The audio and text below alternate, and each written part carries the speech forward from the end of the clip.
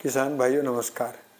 आज लंबे समय के बाद में फिर आपके साथ बातचीत करने का मौका मिला और मन भी बना कि क्योंकि बरसात का समय है और कई बार ध्यान आता है कि जैविक खेती जब हम प्रारंभ करते हैं तो उसका कौन सा समय हमारे लिए सबसे अच्छा है और उस अच्छा होने के पीछे कारण भी क्या है। तो किसान भाइयों, आज मेरा मन है आपको बताने का कि वर्षा काल के बाद में और शरद ऋतु जैसे ही आती है उस समय ज़मीन अपनी उर्वरता को प्रति वर्ष के हिसाब से समृद्ध करती है। ये प्राकृतिक नियम है, मनुष्य का बनाया हुआ नहीं है। वर्षा काल में बहुत सारे कीड़े मकोड़े पैदा होते हैं, खरपतवार पैदा होते हैं, नमी बनी रहती है, हरियाली बहुत ज़्यादा बढ़ जाती है, घास फूस सब गल सड़कर ज़मीन के अंदर वापस ज़मीन की उर्वरता को समृद्ध करते हैं। बादल में बिजली चमकती है, बरसात होती है और वैज्ञानिक तर्क के आधार पर भी बहुत सारे नाइट्रेट्स हैं जिनको हम पहली भाषा में, अपनी पुरातन भाषा में पर्जन्य बोलते रहे, वो सब धरती पर बरसते हैं। मिट्टी के जितने भी कण गर्मी के मौसम से धूल के रूप में ऊपर उठ जाते हैं, वर्षा काल में सब वो धीरे धीरे ज़मीन पर बैठ जाते हैं। तो ज़मीन की संरचना का अपना एक नियम है कि वो वर्षा काल में अपनी उर्वरता को समृद्ध करती है। इसके लिए किसान भाइयों हम क्या करें कि जो लोगों ने हरी खाद लगाई है वो भी ठीक है, या जिन लोगों ने धान की फसल अब उनकी अक्टूबर के महीने में तैयार हो जाएगी तो वो उसके बाद में अपने खेत में अक्टूबर में ही एक नए सिरे से अनेक फसलों को साथ साथ लेकर एक विविध फसल प्रणाली जिसको बोलते हैं जैविक खेती की शुरुआत कर सकते हैं। अच्छे तरीके से अपने खेत की जुताई करें, खेत की नाप तोल करें और खेत में 3-4 फसलों को साथ साथ लगाए जाने का एक नियम बनाएं। जो लोग गन्ने के किसान हैं, गन्ने की खेती करना चाहते हैं और उनके यहाँ जंगली जानवरों का भी कोई ज़्यादा प्रकोप नहीं है तो वो गन्ने के साथ बहुत सारी सब्जियों को जोड़ सकते हैं। या जिन किसानों को लगता है कि हमारे यहाँ नाना प्रकार के ऐसे भी नुकसान हो सकते हैं तो वो थोड़ा सा फसलों का चयन ज़रूर कर लें कि किन फसलों को लगाए जाने से उनको जंगली जानवरों से बचाव करने की आवश्यकता नहीं पड़ेगी और उनमें गन्ने की फसल को भी उनको फ़ायदा होगा। तो मैं विगत कई वर्षों से जो हम प्रयोग कर रहे हैं उसके बारे में एक छोटा सा चित्रण आपको देता हूँ कि चूँकि ये उत्तर भारत की और पूरे देश में जगह जगह आप देख रहे हैं गन्ने की बहुत बेल्ट हैं, गन्ने की खेती होती है। तो बरसात के बाद सितंबर अक्टूबर में या वर्षा काल के बाद शरद ऋतु के बीच में जो भी समय पूरे देश में जहाँ जो होता है वो नए सिरे से जैविक खेती करने का बहुत अच्छा समय है। विविध फसल प्रणाली जो प्राकृतिक सिद्धांत है, खेत एक और फसल अनेक के आधार पर हम अपने खेत में तैयार कर लेंगे फसलों का एक डिज़ाइन।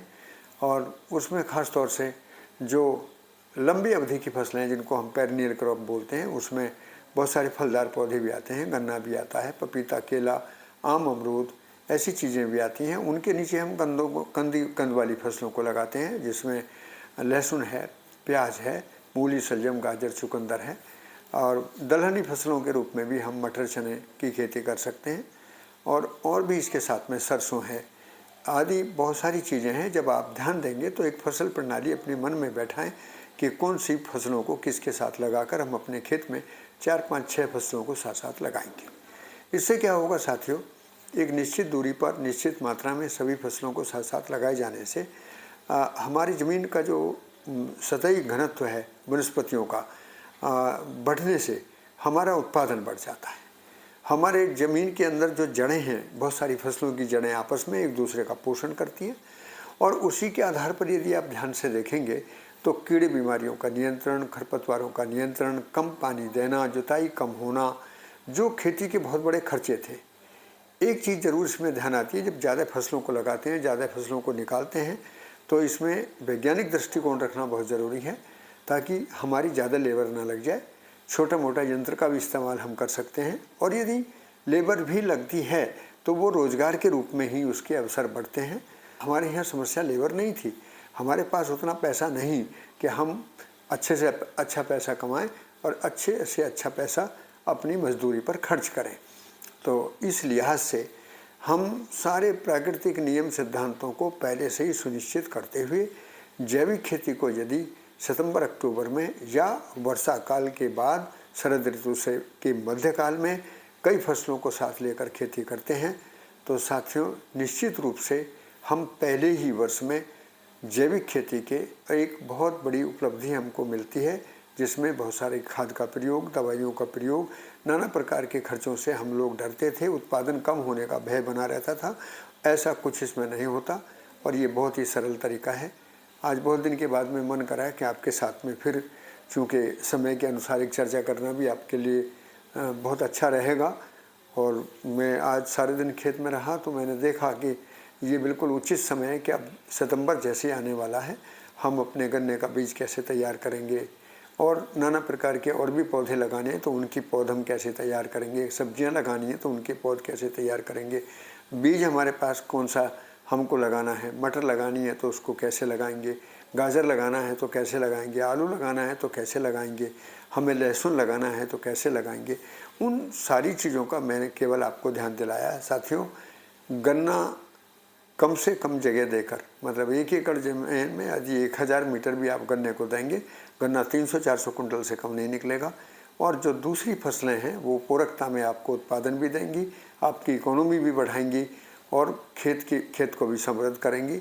इस प्रकार से 1-2 वर्ष में ही हम जैविक खेती को अपनाने में समर्थ होंगे। हम लागत के चक्रव्यूह से थोड़ा बाहर निकल जाएं।